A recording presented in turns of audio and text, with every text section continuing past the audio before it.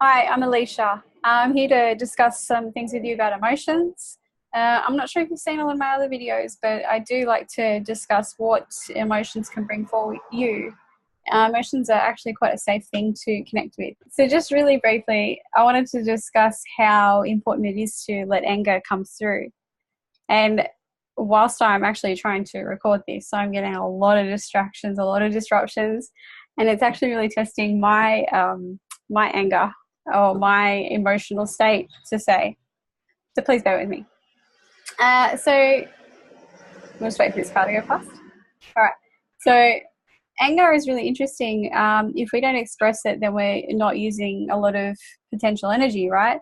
Because within Chinese medicine, what happens is that the energy of anger, it's qi, and qi will rise. So qi is energy, and it rises. And if it doesn't complete its cycle and go back down, then it's going to wreak havoc. It can end up being rage because you can suppress it to a point where you just outleash it without even having any control over it.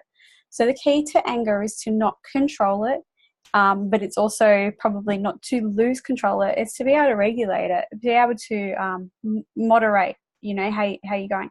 So, for instance, if you might be afraid of anger, um, there's a lot of reasons why, and that's what I help people discover is, why would you not be okay with expressing that one emotion?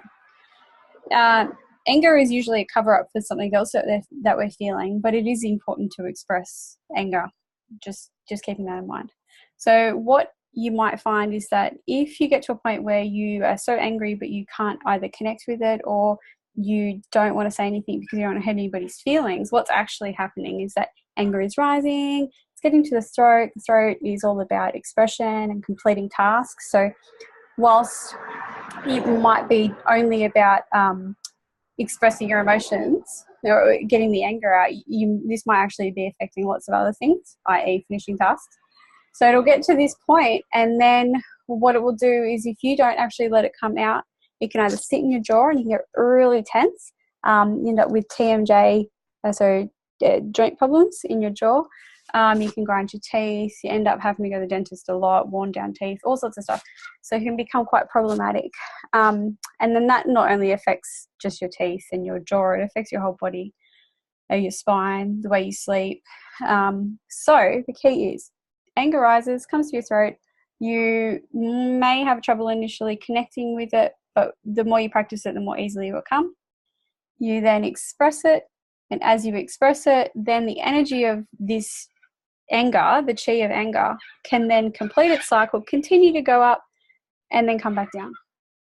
Now, if it can't come back down because you are trying to have control over it, you may end up feeling like a bull. So anger rises, the energy rises, and imagine that picture of a bull with steam coming out of its nose, out of its ears. It's just crazy. It's full of rage. So that is also what happens. And that can happen when we hold it, we don't let it out, and then it just comes out whenever it wants. So we can't hold on to it, and we can't just let it do it at once. We need to direct it. We need to give it a direction. Otherwise, it'll just do whatever it wants. So I want to leave you with that. Continue to connect with your feelings. Continue to just notice them, observe what it is that comes through. And if anger is one of them, let it do its thing. Thank you for listening.